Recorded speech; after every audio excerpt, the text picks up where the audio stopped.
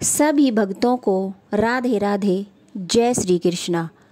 आग सींचने की पौराणिक कथा और पूजा विधि। वैसाख का पवित्र महीना चल रहा है। इस महीने में हर रविवार को व्रत और आँख के पौधे की पूजा का विधान है। कहानी शुरू करने से पहले बता दें कि हिंदू धर्म शास्त्रों में हमें कई ऐसे पेड़ पौधों का जिक्र मिलता है जो कि न हमारे जीवन को आसान बनाते हैं बल्कि भविष्य में आने वाली बहुत परेशानियों से हमें बचाते हैं, जिनमें आँख भी एक ऐसा पौधा है जिसकी सहायता से आप अपने जीवन में आने वाली परेशानियों से मुक्त हो सकते हैं। ज्योतिष के अनुसार सफ़ेद आँख को गणेश का पौधा माना जाता है। कहते हैं कि जिस घर में यह पौधा होता है उस घर में हमेशा बरकत बनी रहती है। जिस घर में यह पौधा लगा होता है उस घर को कभी भी बुरी नज़र नहीं लगती। भगवान शिव को भी आँख के फूल बहुत प्रिय हैं। आँख के फूल भगवान शिव पर चढ़ाने से वे बहुत जल्दी प्रसन्न होते हैं। वैसाख मास में हर रविवार को आँख के पौधे को सींचना व पूजा का विशेष महत्व होता है। सबसे पहले पूजा विधि सुनिए। वैसाख मास में सुबह जल्दी उठकर स्नान करें और स्नान करने के बाद पूजा सामग्री तैयार करें। दूध मिलाकर पानी का लोटा भर लें। थाली में बाजरा, गुड़, मक्खन, रोली, मोली और आटे का दीपक तैयार कर लें और सारी पूजन सामग्री लेकर आँख के पौधे के पास जाएं। पौधे के पास दीपक जलाएं और छोटा सा गड्ढा बनाकर उसमें दूध मिला हुआ पानी डाल दें। पौधे के चारों तरफ मोली बांध दें और तिलक लगाकर पूजा शुरू करें। बाजरा पौधे के आसपास छिड़क दें। पौधे को मोली जरूर बांधनी चाहिए।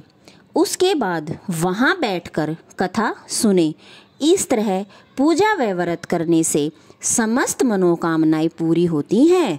अब मैं आपको आँख सींचने की कहानी सुनाती हूँ। प्रेम से बोले सभी देवी देवताओं की जय। वैशाख के ठाकुर जी की जय। लक्ष्मी नारायण की जय। आइए कहानी शुरू करते हैं। एक राजा की दो रानियां थी। बड़ी रानी बहुत आलसी थी, कभी कुछ नहीं करती थी, पर छोटी रानी बहुत ही धार्मिक थी और साथ ही वैसाख स्नान और पूजा पाठ करती थी। उसकी धर्म कर्म में बहुत रुचि थी और वह बहुत दयालु भी थी। बड़ी रानी छोटी रानी से जलती रहती थी। एक दिन उसने राजा से कहा कि न जाने छोटी रानी कौन कौन से टोने टोटके करती रहती है।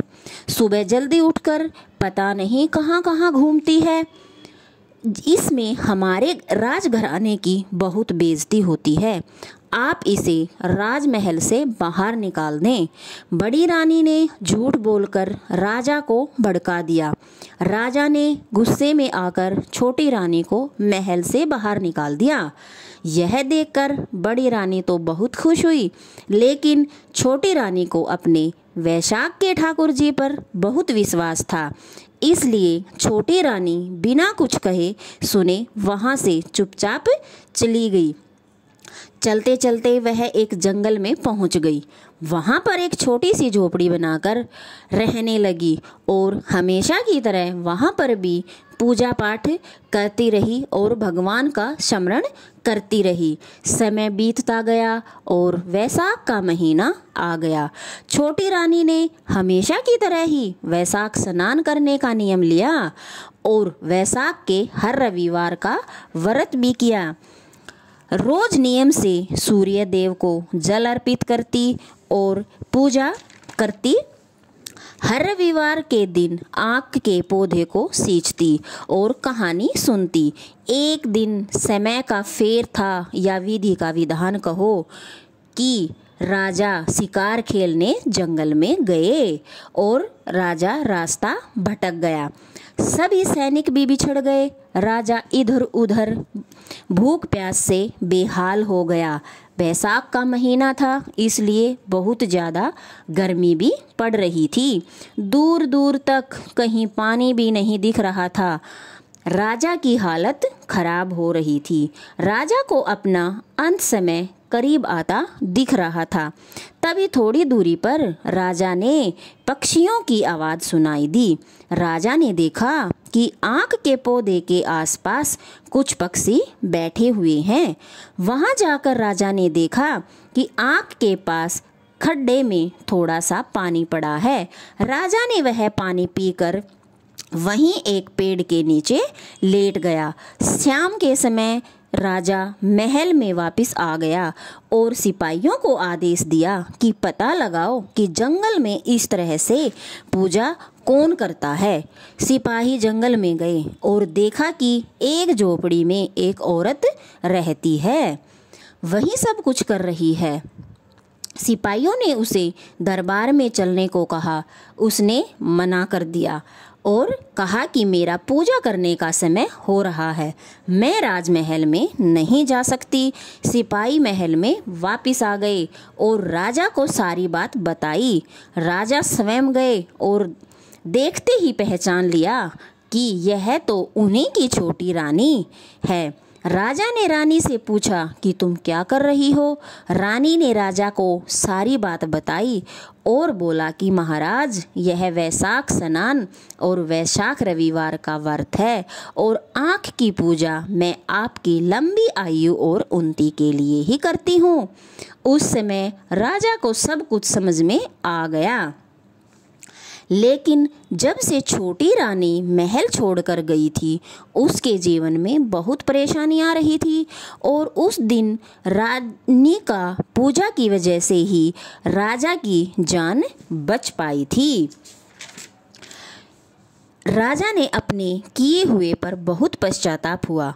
राजा ने छोटी रानी से माफ़ी मांगी और कहा कि मुझसे बहुत बड़ा अपराध हो गया है, मुझे माफ़ कर दो। तुम्हारे पूजा पाठ के प्रताप से ही मेरी जान बच पाई है। अब तुम मेरे साथ महल चलो। छोटी रानी ने मन ही मन में अपने वैशाख के ठाकुर जी और सूर्य देव को प्रणाम किया और राजा के साथ महल में आ गई।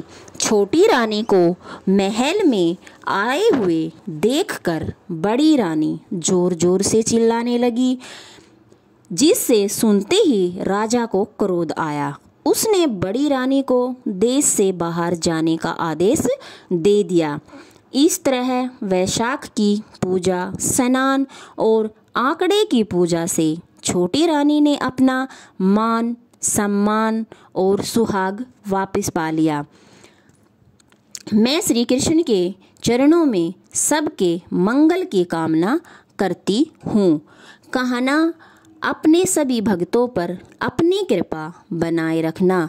एक कहना, यह कहानी अधूरी हो तो पूरी करना और पूरी हो तो हम सब का मान रखना।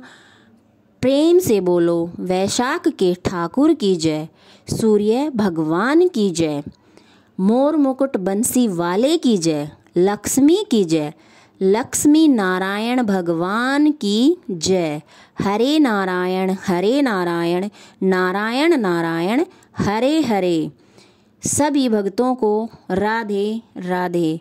हे मेरे ठाकुर जी, जिस तरह आपने उस छोटी रानी की सारी विपदाएं दूर करी, ऐसे ही हम सब भक्तों की भी सभी कठिनाइयाँ और विपदाएं दूर करें।